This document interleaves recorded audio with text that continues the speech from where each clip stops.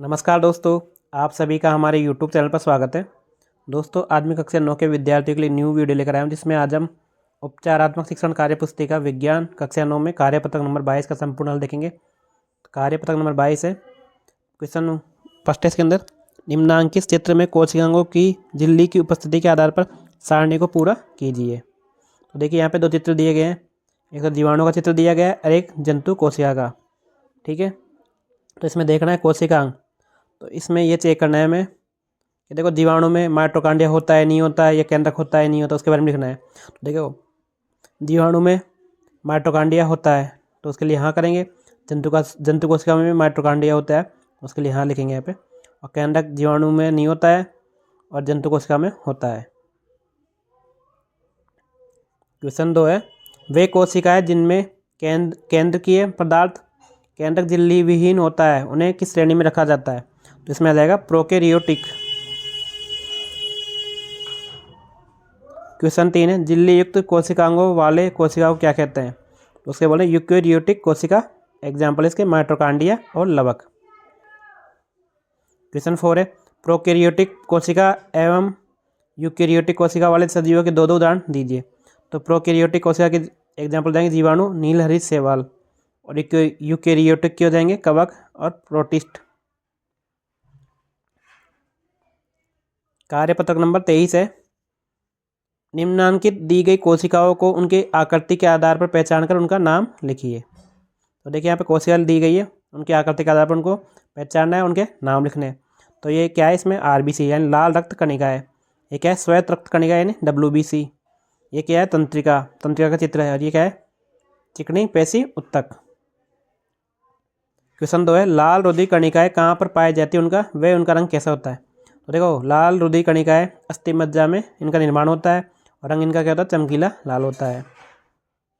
Question 3 है, हमारे शरीर में सैनिक के रूप में कौन सी कोशिकाएं उपस्थित होती है जो अपना आकार बदलने में सक्षम होती है? तो देखिए, वो कौन सी होती है, WBC यानी श्वेत रक्त कोशिकाएं होती है। यदि हमारे शरीर में खून की कमी हो गई हो तो संभवतः किस प्रकार के रक्ताणु की संख्या में कम हो गई है, इनकी कमी से कौन सा रोग हो जाता है? तो देखो, हमारे शरीर में खून की कमी होती है ना, तो उसका मतलब होता है हमें RBC कम हो गई है, और उससे रोग होता है एनीमिया, खून की कमी वाला रोग होता है। ठीक है।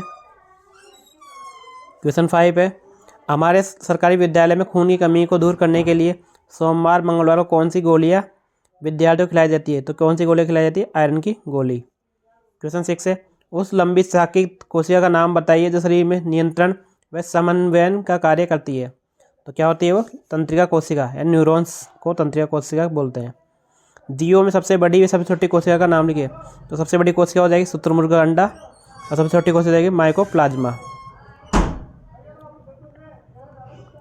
कार्यपत्रक नंबर 24 है, दिए गए जंतु कोशिका के चित्र में कोई 8 नामांकन कीजिए। तो देखिए, अपने पास में जंतु कोशिका का चित्र दिया गया है, इसमें 8 नामांकन लिखने हैं।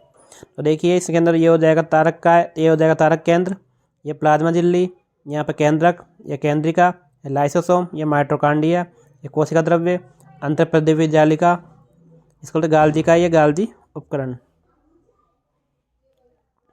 क्वेश्चन 2 है, दिए गए पादप कोशिका के चित्र में कोई 8 नामांकन कीजिए। तो ये चित्र हो जाएगा आपके, तो इसमें देखो, इसमें देखना है, इसमें ये क्या है, माइटोकॉन्ड्रिया, कोशिका द्रव्य, राइबोसोम, रिक्तिका, कोशिका भित्ति, केंद्रीय झिल्ली, केंद्रक और गोल्जीय उपकरण।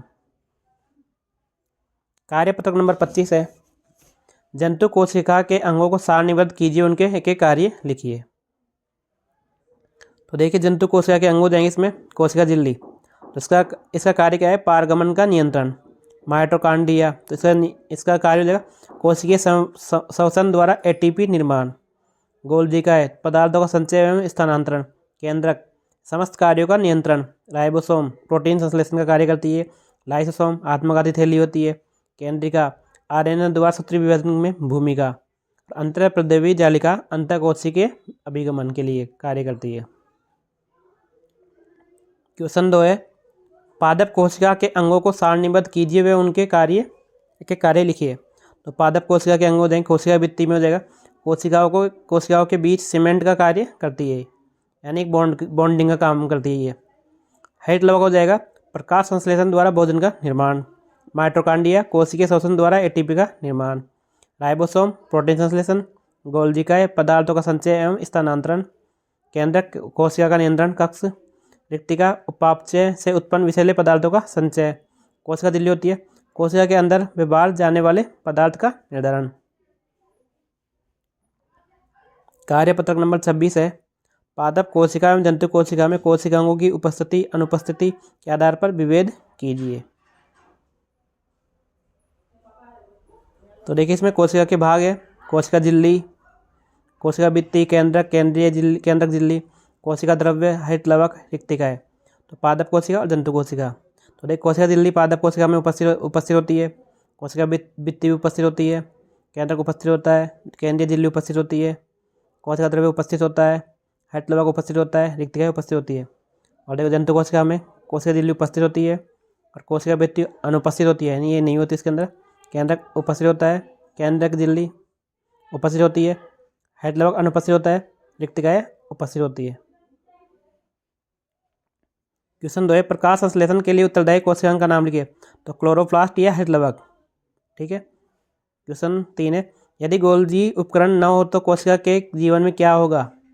यदि अंतर्द्रव्य जालिका बने पदार्थों कोशिका के अंदर व्यवहार स्थानांतर बंद हो जाएगा, लाइसोसोम का निर्माण नहीं होगा।